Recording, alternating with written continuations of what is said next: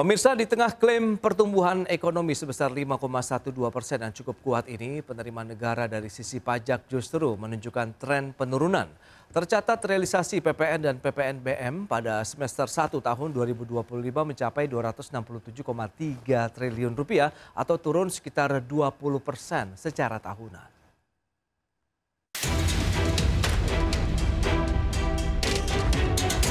Badan Pusat Statistik melaporkan pertumbuhan ekonomi Indonesia mencapai 5,12% pada kuartal 2 2025. Namun di tengah klaim pertumbuhan yang cukup kuat ini, penerimaan negara dari sisi pajak justru menunjukkan tren penurunan. Ekonom senior Indef M. Fadil Hasan mengungkapkan adanya ketidaksesuaian yang mencolok antara pertumbuhan ekonomi dan penerimaan pajak, terutama dari pajak pertambahan nilai atau PPN dan pajak penjualan atas barang mewah atau PPNBM. Tercatat realisasi PPN dan PPNBM pada semester 1 2025 mencapai 267,3 triliun rupiah, turun sekitar 20% secara tahunan dibandingkan realisasi pada semester 1 2024 yang sebesar 332,9 triliun rupiah. Meskipun secara bruto penerimaan pajak tumbuh tipis sebesar 2,3% di semester 1 2025, namun penerimaan neto justru mengalami penurunan yang signifikan yakni sebesar 7%. Indef mendesak pemerintah untuk lebih transparan dalam menyampaikan data ekonomi dan perpajakan kepada publik. Fadil juga menekankan pentingnya evaluasi metodologi perhitungan baik untuk PDB maupun penerimaan negara. Berbagai sumber, IDEX Channel. Ya, pemirsa, untuk membahas tema kita kali ini, tantangan penerimaan pajak di tengah pertumbuhan ekonomi nasional, kita sudah tersambung melalui Zoom bersama dengan Bapak Ruben Huta Barat. Beliau adalah Deputi Direktur Center for Indonesia Tax Analysis atau CITA. Langsung saja kita sapa. Halo Pak Ruben, apa kabar Pak? Kabar baik Pak Pras, apa kabar? Kabar baik juga, terima kasih atas waktu yang disempatkan Pak Ruben. Dan tadi sudah disampaikan data begitu bahwa dari sisi pertumbuhan ekonomi nasional di kuartal 2 kita masih bisa tumbuh di atas 5% begitu. Tapi dari sisi penerimaan pajak ini justru ada mengalami penurunan begitu atau tidak sesuai dengan target. Review dari CITA terlebih dahulu, seperti apa sih dari sisi kinerja kualitas dari penerimaan pajak Indonesia begitu di sepanjang semester 1 tahun ini Pak? Ya, kalau kita bicara semester 1, terlebih dahulu saya masuk ke kuartal pertama dulu ya. Oke. Januari sampai dengan bulan Maret 2025.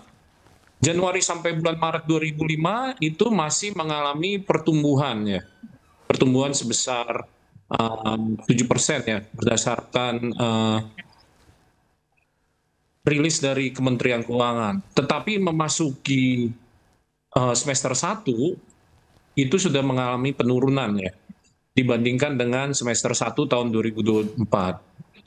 Kalau dilihat dua angka ini yang bisa dijelaskan adalah pada saat semester 1 2025 masih terjadi peningkatan penerimaan pajak karena adanya pembayaran PPh orang pribadi yang jatuh tempo pada tanggal 31 Maret 2025 ya.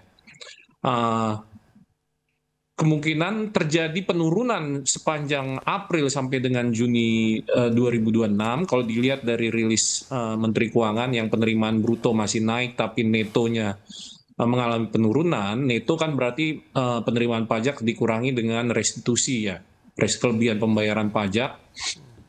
Berarti ada cukup besar restitusi yang diminta oleh wajib pajak yang biasanya itu pemeriksaan atas permohonan restitusi itu akan berakhir pada sekitar bulan April ya, April hingga Juni gitu, harus diselesaikan oleh otoritas pajak. Jadi yang kita bisa lihat adalah kalau dari penerimaan bruto masih naik tapi neto mengalami penurunan, bisa disimpulkan bahwa kemungkinan penerimaan bruto dari transaksi harian atau transaksi konsumsi atau investasi masih mengalami peningkatan, tapi secara neto turun karena adanya restitusi yang cukup besar terjadi di tahun pada kisaran bulan April hingga Juni 2006 atas permintaan wajib pajak yang mengalami lebih bayar ya. Demikian kira-kira kalau saya membaca data dari yang dirilis oleh Kementerian Keuangan. Baik, tapi kalau Anda melihat triggernya lebih dipicu karena apa nih? Kalau Anda melihat dari sisi mulai ada penurunan untuk penerimaan pajak gitu, bagaimana dengan core tax system begitu? Apakah memang dari sisi masyarakat begitu wajib pajaknya juga sudah mulai oke begitu dalam artian mereka sebagai wajib pajak sudah menunaikan kewajiban mereka atau bagaimana nih Pak? Jadi memang data, kalau kita membandingkan data, terlebih dahulu kita membandingkan data dari BPS yang menunjukkan pertumbuhan ekonomi masih kisaran 5% ya. Ya. Tapi tapi penerimaan pajak mengalami penurunan. Ini memang anomali ya. Biasanya kan setiap pertumbuhan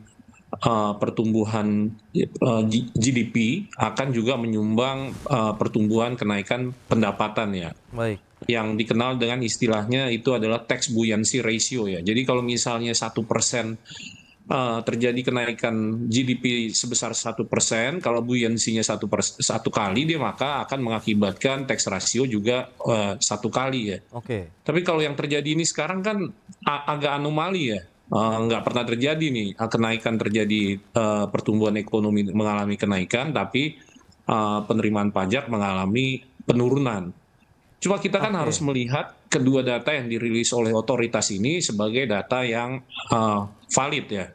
Ya. Kalau kedua data itu valid, penerimaan pertumbuhan GDP yang diumumkan BPS valid dan penerimaan pajak yang menurut otoritas pajak mengalami penurunan, berarti kemungkinan adalah tingkat kepatuhan wajib pajak yang menurun. Gitu kan. Karena pertumbuhan ekonomi mengalami kenaikan, masa penerimaan pajak malah mengalami penurunan kan begitu. Penyebabnya kemungkinan terjadinya penurunan tingkat kepatuhan. Penurunan tingkat kepatuhan bisa terjadi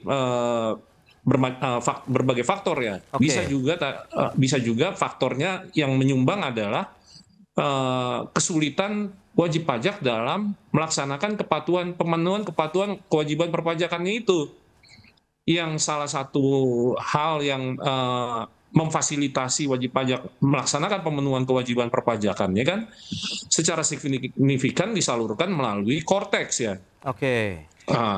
Jadi tapi kalau kita lihat, kalau kita mau masuk ke core tax, apakah masih banyak kendala yang terjadi? Memang kalau dibandingkan dengan di bulan Januari ketika otoritas pajak mulai merilis secara berkala isu-isu yang kesulitan yang dihadapi oleh wajib pajak terhadap penggunaan core tax, memang listnya makin sedikit ya. Dari awalnya ada list sekitar 26 poin yang mengalami kendala dalam core tax, semakin hari semakin minimal ya. Walaupun tidak dapat dipungkiri bahwa wajib pajak masih tetap mengalami kendala ya, baik itu mungkin pada saat deadline penyampaian SPT, mengalami kesulitan mengupload dan berbagai hal ya.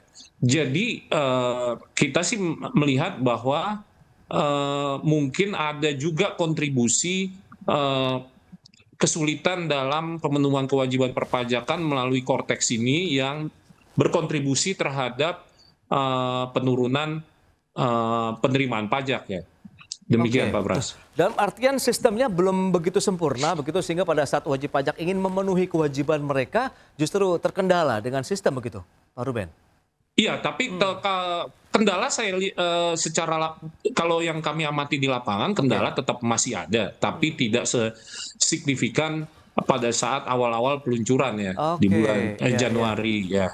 Terutama kendalanya itu terjadi mungkin pada saat deadline penyampaian SPT ya, bisa jadi berbarengan orang wajib pajak secara berbarengan mengakses core tax, mungkin juga kapasitas servernya yang belum memadai untuk bisa menerima akses secara serentak gitu ya. Kemudian penggunaan core tax itu sendiri mungkin yang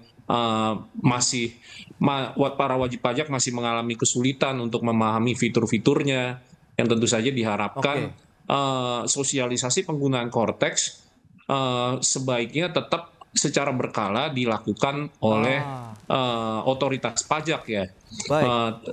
itu yang kita lihat pada periode ini mungkin tidak sosialisasinya tidak semasif pada saat awal dilakukannya diluncurkannya Cortex ya.